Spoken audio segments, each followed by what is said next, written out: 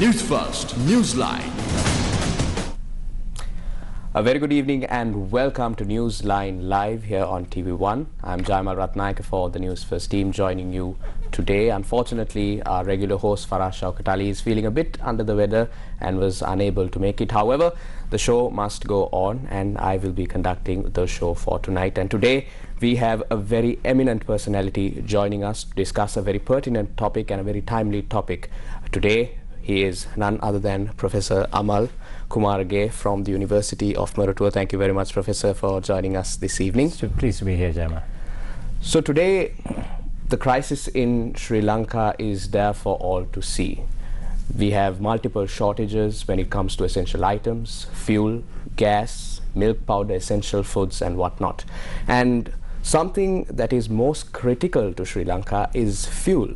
And that is exactly what we will be talking about with Professor Kumarage on how fuel plays a large part when it comes to public transportation and passenger transportation as a whole. And that is why Professor Kumarage has joined us tonight. Professor Kumarage, on the outset of the program, let me ask you, how much does Sri Lanka spend on fuel? Jamal, it used to be averaging around $3.5 to $4 billion a year, but global oil prices have doubled this year, so we're pretty much that's topping $6-7 billion, out of which 63% is for transport. So that comes to over $4 billion spent on transport. Okay.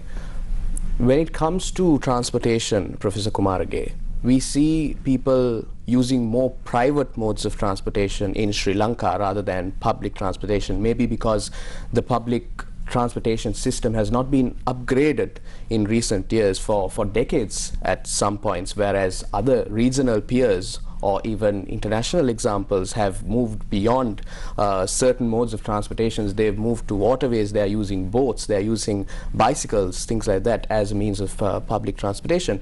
But Sri Lanka seems to be lagging behind.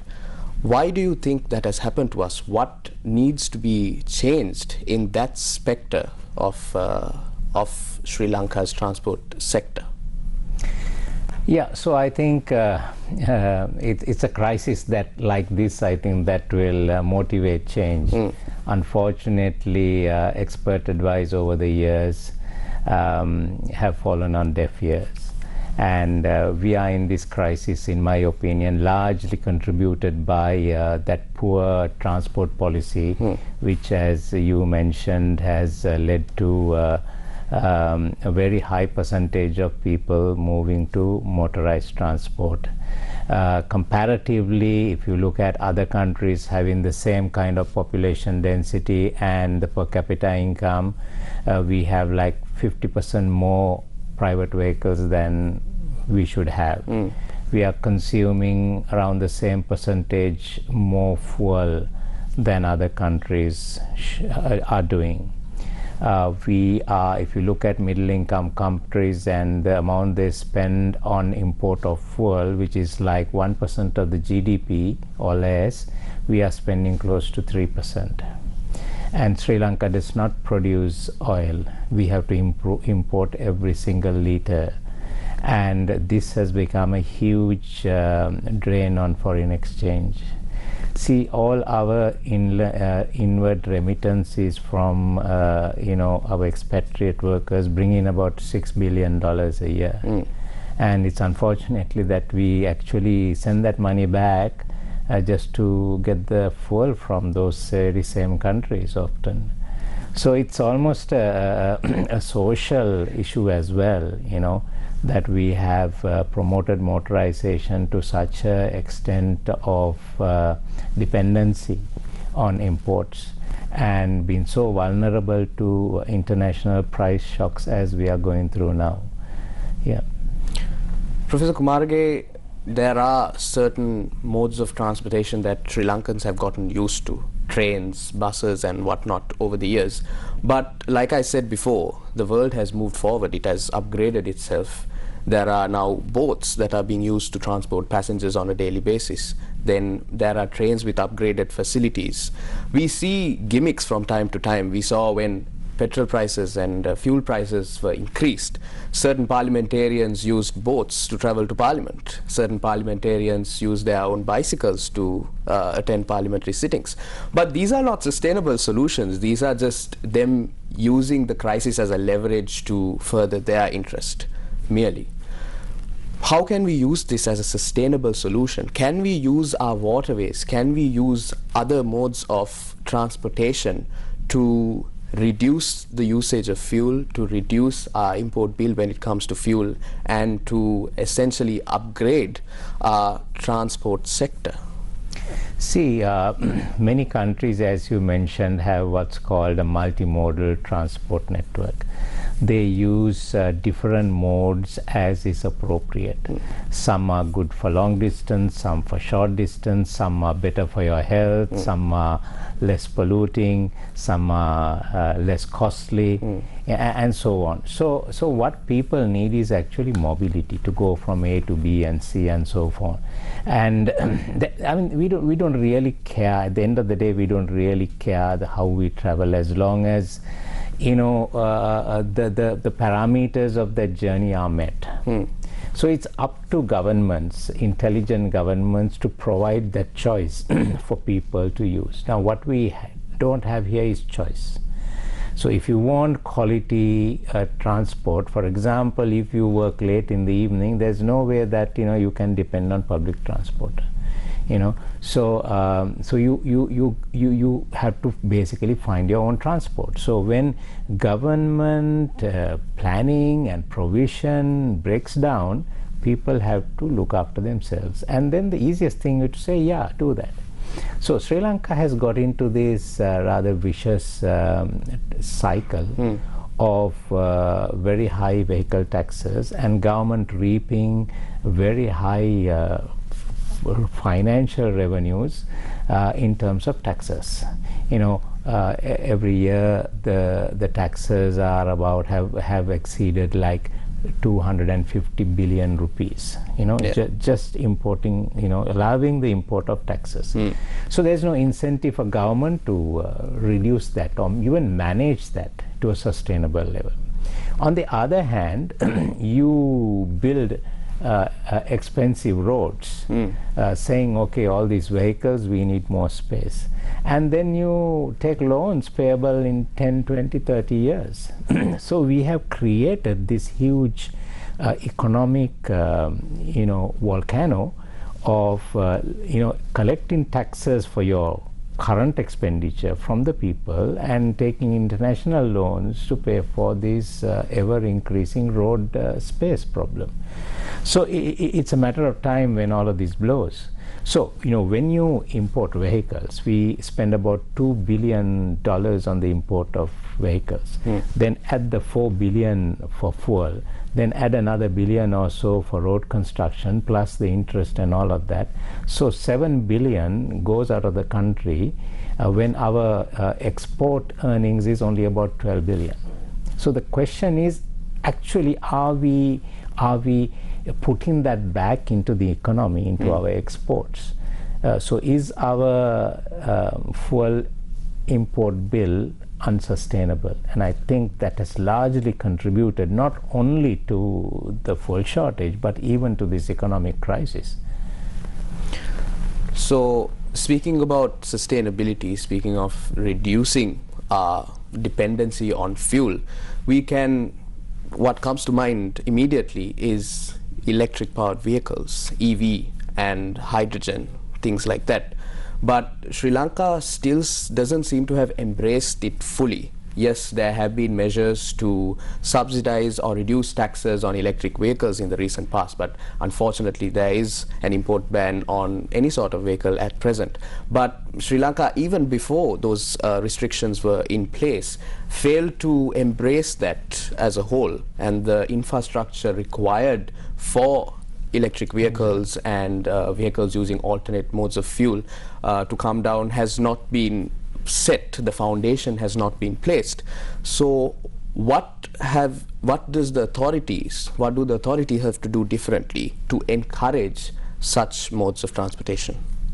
I think this crisis should get us to map out a strategy for the next 30 years, because 2050 we have made commitments to, international commitments to reach certain levels of climate change or carbon neutrality. And one of the chief contributors towards climate change, as we know, is transport and the use of fossil fuels. We are almost 100% using that. So we have a long way to go. And I think we could easily say that at this time that we have no money for things like that. But I think this forces us to think of a different strategy of transport altogether, and rapidly moving away on this importation of fuel, and to have more renewable energies for our transport. So electric is one of the options, and we need to move there. But as you say, the issue is not just getting vehicles, but actually having a consistent and a reliable policy that develops these. I mean, what we've seen is like one government has increased the taxes, the next one reduces, and then the next one says nothing, and there's been no real plan. It's not a national policy. It's not, so and there are about 4,000 or 5,000 electric vehicles, and I think people are stuck with those vehicles. Hybrid vehicles have done much better. They are actually much more sustainable in our kind of inconsistent policy environment, but that's not good enough. So we need to actually, and there are lots of funds today that we can tap for green transport and climate change mitigation measures, and so these are the things in our situation we should be going out, because not only does it reduce climate change, but also it will help us reduce our enormous fuel importation bill. Although we speak of sustainable ways, we speak of electric vehicles and such, we know that there are restrictions in place, and Sri Lanka simply cannot afford to map out that infrastructure right now owing to the crisis in the country. But what we can do is manage this crisis with the assets and the things that we have in Sri Lanka at present, Professor. So how would you advise the authorities, if you were in a position of influence, how would you encourage the general public to use more methods of public transportation, to leave their private vehicles at home, at least during peak hours when it comes to the morning and evening hours of the day? How would you advise, or how would you encourage the general public to use modes of transportation? I would love to answer that, but before I go there, Jamal, just to add to our earlier discourse on electric vehicles, I think one of the problems that we have had consistently under all governments is in transport is that government feels that they've got to do everything. So government's chief responsibility is to set the parameters, the policy parameters, the regulatory, the taxing parameters for the market to take shape. And I think that's precisely what government doesn't do. So I think if we have the pricing on transport, and now I think Treasury has been over the years very responsible in transport sector pricing, in fuel pricing, in vehicle import pricing, in setting fares for public transport, bus and rail. These need to be synthesized together. Many countries use pricing to discourage certain modes and encourage others. So even electric vehicles, how do you price them differently? And there are many countries that will impose a certain tax or a cess on, say, petrol, and use that to develop public transport or cycle lanes, things like that. So these are the most powerful leverages countries have used, from Singapore in the 1970s to many other countries, and we need to have proper fiscal measures to control these. So that's something that I think government needs to embark on straight away. Secondly, I think in terms of public transport, we had one of the best urban public transport systems in Asia. when we got independence, and even for like 10 years afterwards. But since the early 1970s, public transport was positioned as the poor man's transport. Quality didn't matter, just keeping fares low. And even after 1977, that mentality was used, or I would say abused, to say, the car is, the symbol of success, wealth, and so moving away from public transport to private means is a means of having, like stepped up in the social ladder. So this is the mentality that has been inculcated to Sri Lankan society, that finally you must have your own means of transport, and parallelly with successive governments cutting down investment in public transport. Say in year 1990s, the railways and the highways got the same amount of capital expenditure, but in 2004 and thereafter, the highways doubled and the railway halved. Buses never got anything to speak of, so this has to correct immediately. Right. We are in conversation with Professor Amal Kumarage from the University of Moratuwa, but before we continue with the conversation, let's take a look at our headlines for tonight.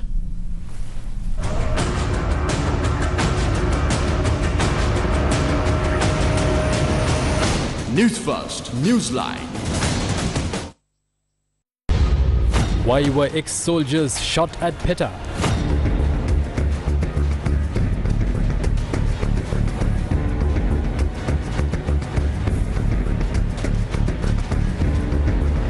The unknown gunman had opened fire at the three men right over there when they were standing there. The truth behind the tragedy in Atalugama.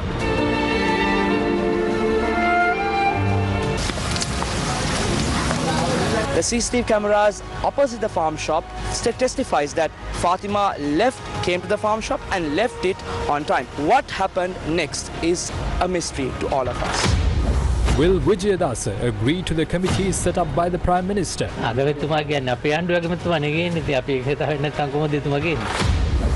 Why did the CID visit Sobitha Thero? President's latest advice on fertilizer. Queues for passports in Kurunagala.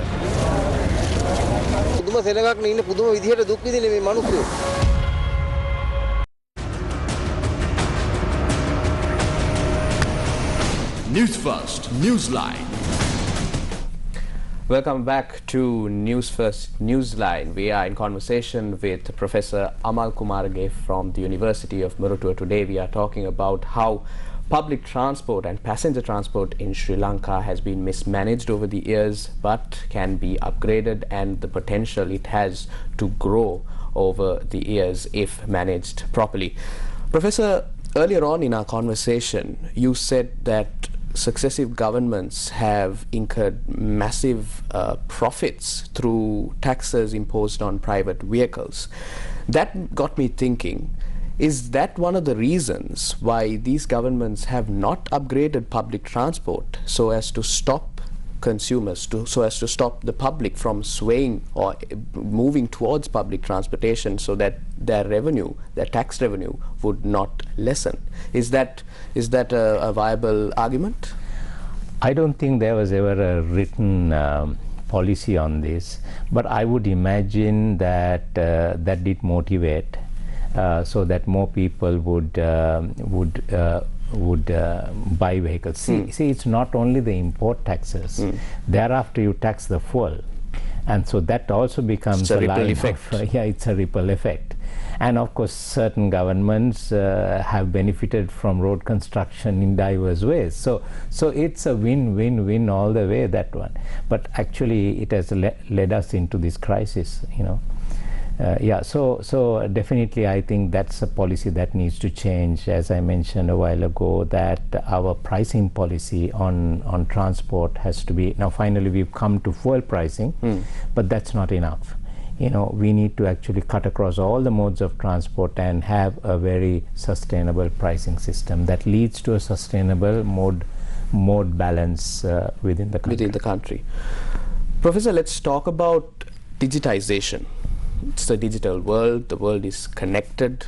The rest of the world has moved forward. Even in the transport sector, digitization plays a large role. There are apps you can track when the next bus is. There are signboards, there are billboards that alert you what time the next bus will arrive. But Sri Lanka still hasn't embraced it. There are RFID cards that are used to pay. If you're a season ticket holder, you can pay using your card. You don't have to, and you can top it up through your smartphone, because that is how the world works nowadays.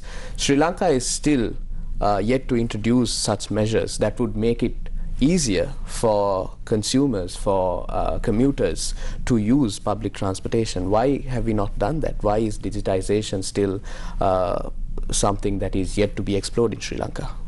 Yeah, I mean, that's that's a sad reality that we have been lagging at least 20 years in this. We have been lagging for quite a while. And even if you look at the industrial revolutions of recent time, I mean, the IT thing, you know, came in the 90s, and we kind of, you know, slept through that and woke up suddenly about 15 years later and, you know, started to do BPOs and things like that. Or we have a little bit of that, but we really didn't get on the you know, bandwagon early enough. Whereas, you know, because as far as I know, Sri Lanka's IT sector is quite strong compared to other regional peers. I know that we are a small country with a small economy, but Sri Lanka has a very sound IT sector. Why aren't we making use of that sector? Now we see certain countries in Europe, like you know, Estonia and so on, and Slovakia, who have actually leveraged their economies into you know, front seats. Using digital transformation in different sectors, into manufacturing, into transportation. So it's not just that, but they actually use it, leverage it into very you know, productive economic means. So I feel that, I mean, if you look at transport today in the 21st century, all of these changes are happening because of digital transformations. So I mean, if you look at the 20th century, it was the motor vehicle that transformed mobility in that. And I belong to the generation of people who love to drive, and you aspire to own a car, and still kind of are captive to get away from it. But your generation is different. And for you, you know, digital data is everything, you know. And global studies have shown that the desire to own a vehicle amongst your generation is much less than my generation. In fact, many are now thinking of a vehicle as a liability than an asset that you have to Some look of them after. are very eco-conscious as well.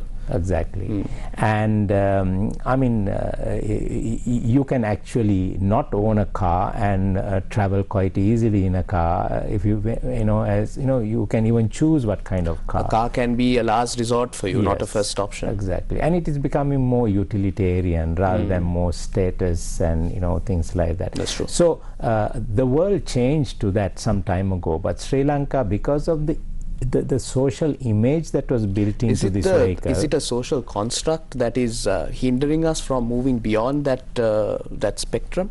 Definitely. I think we've attached too much social value to a vehicle because of its high taxing also. And, you know, you almost need to have certain amount of, you know, success and wealth to own a vehicle. And I think that has caused, that is driving demand of people, particularly in the middle income classes, who want to show that, you know, they have achieved it. I mean, these are not easy to change. But I think the current crisis requires us to actually slow down. And we don't need any more vehicles in this country to just, you know, import at will.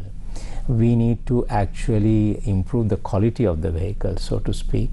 You know, move into less polluting, more energy efficient vehicles, and finally to have a carbon neutral fleet. But on the digitalizations, you know, I think if you really look at, let's take an Asian country like Korea, Seoul, where it had a bus system about 15 years ago which was similar to ours, private buses running around and causing all kinds of problems on the road, and people leaving that.